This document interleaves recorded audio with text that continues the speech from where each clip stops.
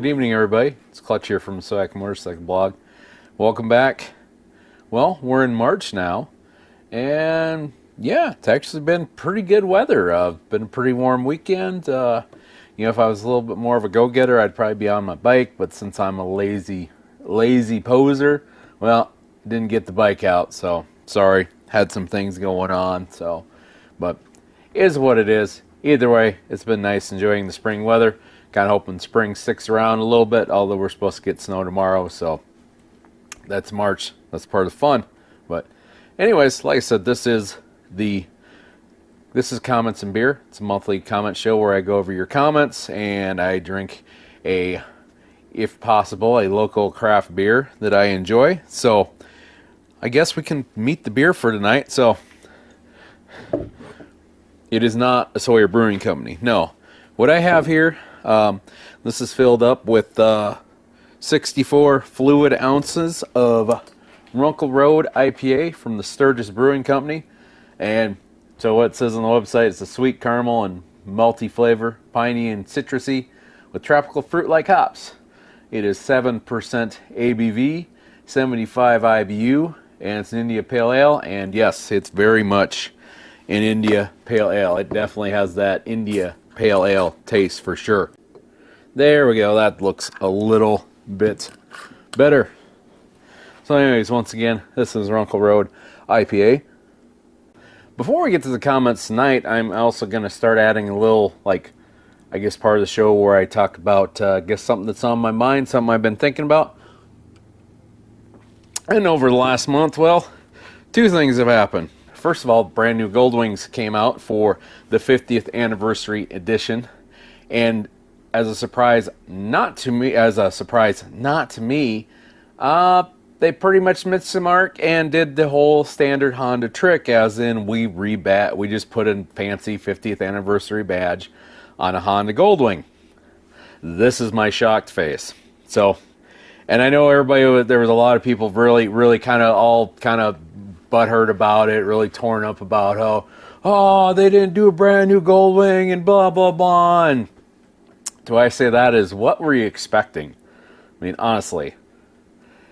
This is Honda's MO. This is what Honda always does. Every single year, it's 3 little bit different colors. If it's an anniversary edition, they throw a badge on it, and that's pretty much it. Because, once again, that is very much Honda's MO. And a lot of people get hurt about that. A lot of people are like, I gotta buy a different motorcycle that I could get color options and stuff. And yes, there are plenty of motorcycles out there that have color options. And I say to this, it's like, well, if you want a bunch of color options, then I guess the Honda Goldwing is not for you. Because here's what Honda is going to release every single year. You're going to get 3 colors. There's going to be 2 generic colors, and there's going to be a fancy 2-tone color that's only going to come on the airbag. That's, once again, that's Honda's MO. That's how they do it all the time. It's always been the way Honda does it. So I will say this, you can get either 50th anniversary badging or not have the badging on if you want to pay a little bit less. Or from what I saw, you also get a little tiny like model that's got like the 50th anniversary Goldwing on the one side and the original one on the other side of it. And also you get basically a book about the history of the Goldwing. So, at least you're getting a little bit more than just the badge on it. But nonetheless, let's take all that away from that. You think about it, 50 years, that's pretty impressive for a motorcycle. Now granted, you look at a Harley, pretty much it's been the same Harley for about the same time, more or less. But still though, you think about it, anytime that you get a motorcycle that stands the test of time, and I don't care what brand it is, that's, kind of something special. And especially what's cool about the Goldwing to me is the fact that, well, it was kind of conceived as a U.S. motorcycle. Yes, Honda may be from Japan, and yes, they are back to making their motorcycles in Japan, but still, the Goldwing is really, it was kind of made for and basically grew up in the American market. I'd make the argument that a Honda Goldwing is just as American as a Harley Davidson, and that's gonna piss off a lot of you off, but I truly think that. It was a motorcycle that was made for the American market, that many Americans adopted and made it their own, and just the things that evolved from the start of that Goldwing, where it started in just this little cruiser bike. Well, it wasn't really little, but this cruiser bike that had this big, massively huge engine on it that was smooth as hell, and has grown to what it is today. 1800 cc's, full dresser, trunk. You got bagger, or you got hard panniers on it. You got power windshield. You get them. You can Bluetooth them to your headsets now. It's amazing how far that has come. And in the end, like I said before, America is the one that made the Goldwing, because it was very much for this. So obviously a salute to 50 years of Honda Goldwing. So here's you, Honda Goldwing.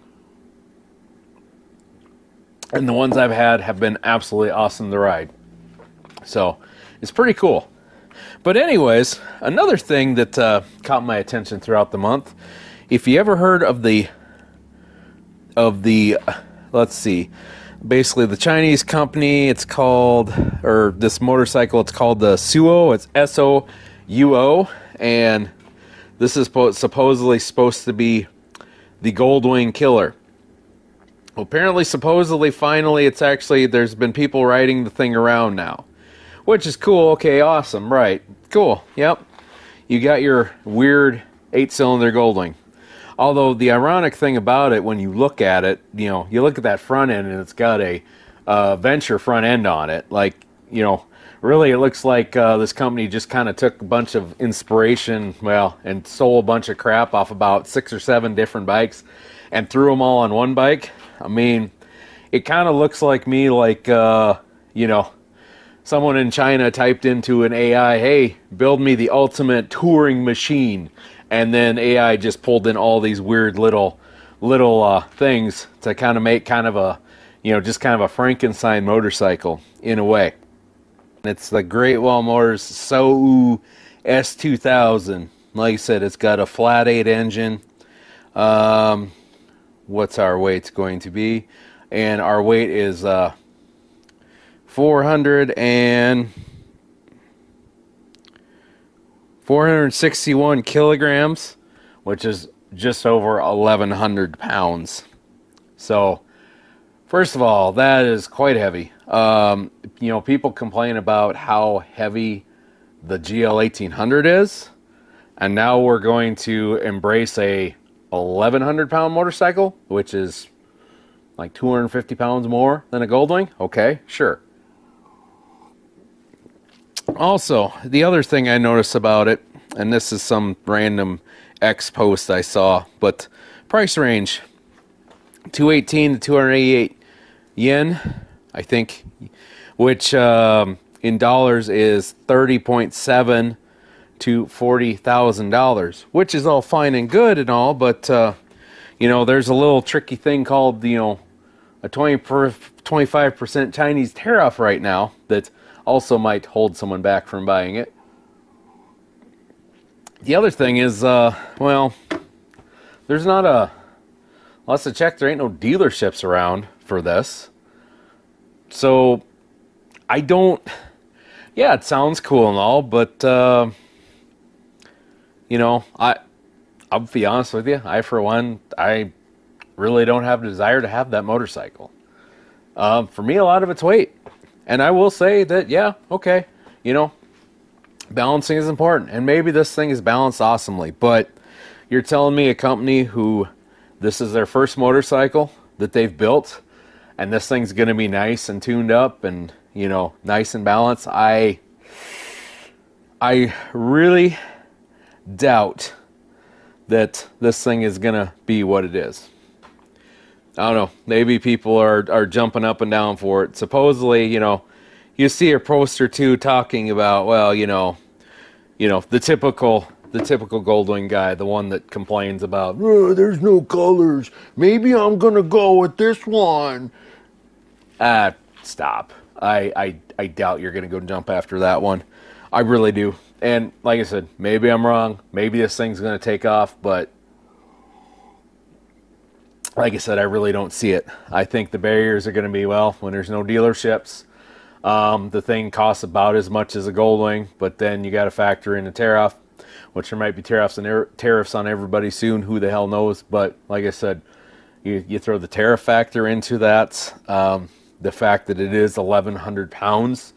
Like I don't know. I just don't see it. But I guess if your obsession is to be the biggest and brag about how big your engine is, then sure, it'll be cool. But I don't know. Maybe come see me in about 50 years, and maybe we'll see kind of where you're at on that one. So, but hey, if you want to go buy that one, sure, by all means, go ahead. I hope you enjoy it. I mean, we'll see. First of all, I'm going to see if we actually see this thing in the States. Actually, let's put it this way.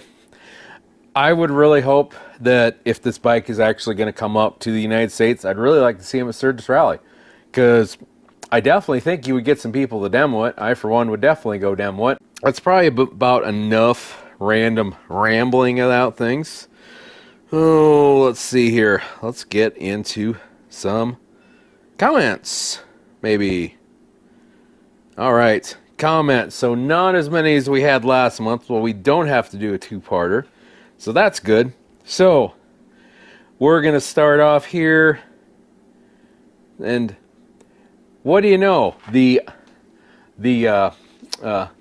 slingshot, or the not slingshot, the spider videos are still getting views. Imagine that. So the first comment here, these next two, these are going to be from something new, 2024 Sturgis Rally demos. This was the See the Sky version I did. So this comment comes from Chuck Wilson 2301. I've enjoyed my 22 Spider RTL a lot, although the S2S See the Sky does ride smoother than the RTL. They are a lot of fun in the twisties. They were developed from a snowmobile. Fuel mileage isn't the best. Have to pay attention to your mileage at fuel stops. Well, thanks for your comment. I guess I'm not too surprised that the fuel mileage isn't the best on those, because yeah, there's definitely a lot of weight to pull around. And yeah, definitely knew that about the snowmobile, because actually the first time I saw a Spider, this would have been, I'm not even going to say the year, or whatever year it was, 2007, whatever. I'm sure one of the commenters is going to correct me on what year it was. This had to be kind of right, maybe the first year it come out. And I remember driving down the road, and I see what looks like a snowmobile coming at me, and I'm like, why is a snowmobile coming down the road? Now, I've seen snowmobiles, on pavement before. Actually, the drag track in Sturgis, they have, they allow like snowmobiles to come in. Guys will put like little rubberized tracks on their snowmobiles that'll work on the drag track, and you'll see them running up and down the drag racing strip all the time. But this is the first one I saw on the road. Well, as I got closer, I could tell definitely it's like, okay, that's not a snowmobile, but I saw the wheels on it, and it's like I seriously thought it was some like weird goofy kit that you bought for a snowmobile to make your snowmobile go on the road. And I thought, well, that's kind of weird. Well, then come to find out not too long after that, no, this is actually what it is. It's a three-wheeled machine with the wheels, with the trike kind of mounted on the front. So I'm like, that's interesting. So yeah, definitely the snowmobile thing. That's usually one of the things that gets bad mouthed about them, is they're basically snowmobile on wheels, which is kind of what they are. But like I've said before, if the choice is stop riding or get something like that, or pay an extra 15 grand for a trike kit, I think maybe that would be the way to go. So next comment here, this is from Mr. Ages YI2FC. Same video. He says, nice video. I'm currently working on a deal for a 2024 See the Sky. I get around with a cane, so two wheels are out for me. Your video strengthens my resolve to pull the trigger. Thanks for putting it up. Well, I'm glad I helped you out there. I hope you bought it, and I hope it's awesome for you. So, I'm glad. Like I said, things like that makes me happy to hear, because, and a lot of it gets back to that, we're all getting older, and we're eventually going to get an age where the riding's got to stop.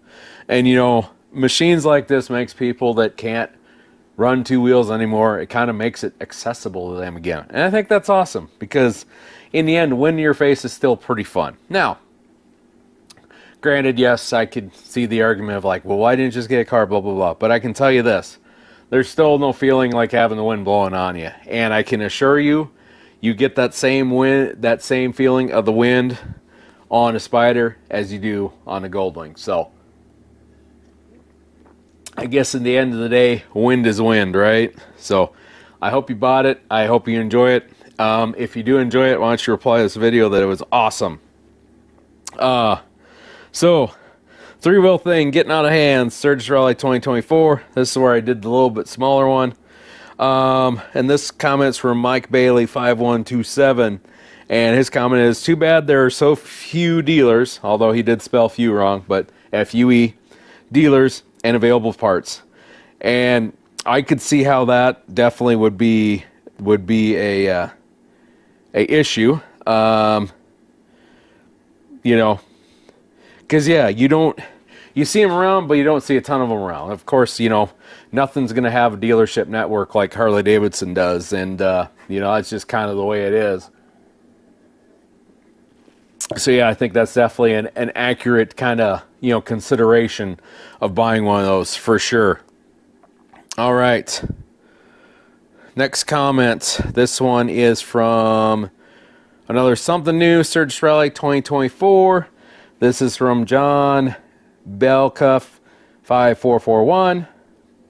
And he asks, why are the RPMs so high? And Cowdog1 responded, he's riding in 5th gear. So apparently there's a 6th gear on that. Apparently I didn't get up high enough. I don't know. I guess I didn't think my RPMs were that bad, but then again, it's pretty obvious I don't know what I'm talking about, and I'm stupid, and yeah, so I guess, whatever. I'll just play ignorance on that. Thanks for the comment nonetheless. All right. Okay, so this video is from WTF, Sturgis Rally 2024. Actually, just posted today, so hot off the presses. And this is from Aaron, spelled with an E and an A, Marin 909. And he says, or she says, these are pretty reliable. Not sure why your friends would go in the shop all the time. So I think that's from talking in the previous comments, but I've never owned one and operated with one.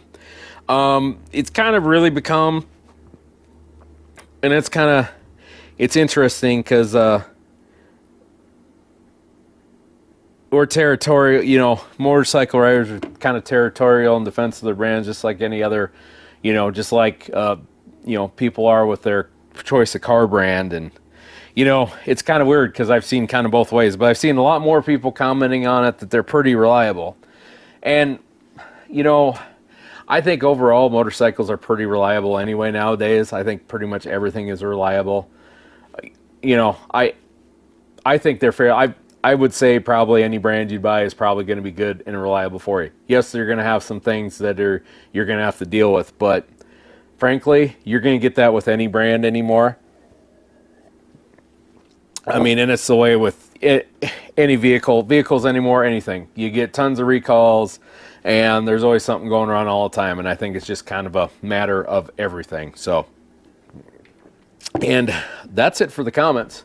Kind of lost my train of thought, and I've kind of really rambled on tonight, so this is probably really, really, really terrible video content, but I appreciate you stopping by the Sodak Motorcycle Blog. So, a few things coming up from the Sodak Motorcycle Blog. Here, be on the lookout here. Hopefully soon, we're probably going to start some kind of a membership through YouTube. I really haven't figured out price tiers yet or anything I'd offer.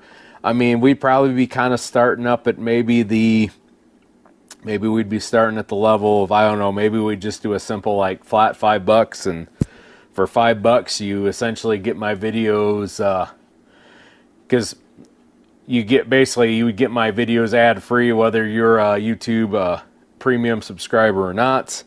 And maybe also might be throwing in there maybe a deal where once the videos are up and maybe they're published, or not published, but once I upload them, you know, maybe you get to see them right away. And the advantage of that is, well, there's some videos where, like some of my Sturgis Rally videos this year, a lot of those were done probably at the end of August, early September. But you didn't see most of them till, you know, end of October and the beginning of November. So I guess that'd be one thing I'd throw in there, is basically you'd get to see them the minute I upload them. That'd be something I'd think about. Like I said, I don't know for sure kind of what I would do. I'm trying to think of things I need to offer, because in the end, if I'm going to be asking you for money to become a member, well, I got to provide something to you that's actually makes it worth your while. So I don't know, maybe throw some stuff in the comments, maybe check things out. Obviously, like I said, we're still kind of looking at it right now, and we'll see how things pan out, because we got a lot of different things feeding into this as well. But anyways, now that I've done completely rambled on all night, I'd like to thank you for stopping by the Sodak Motorcycle. My gosh, jeez, this IPA is crazy stuff. I'd like to stop you, oh my gosh, wow, it's been a weekend. So anyways, I'd like to thank you for stopping by the Sodak Motorcycle Blog. Once again, my name is Clutch. We make weekly motorcycle videos talking about motorcycles in the Black Hills of South Dakota, and pretty much kind of everything that we can actually tie to that. Like I said before, we do weekly videos. They come out every Thursday. They premiere at 7 p.m. Mountain Time, or if you're trying to figure out what time zone that's on, just think of Denver time. So align yourself to Denver time, and then if it's 7 o'clock at night in Denver on Thursday, guess what? New Sodak Motorcycle Blog video has come out. But other than that, if you like this video, hit the like button. If you dislike the video, join the hundreds of thousands of people that have disliked my videos over the years and hit that big fat dislike button. But if you did like it and you decide, hey, I want to hear more from this idiot, you can also hit the subscribe button. And if you really want to know when that idiot is releasing videos to get the little reminder, you can hit the bell notification icon as well. Because I don't know, maybe if you're one of those that really enjoys my videos, maybe you're one of those that forgets that they come out on Thursdays. I don't know. Nah, just kidding. I appreciate all my subscribers. We are slowly building our way up. So we're in the 500s now. So we'll keep that up. But anyways, for the Sodak Motorcycle Blog, I'm Clutch. We'll see you later.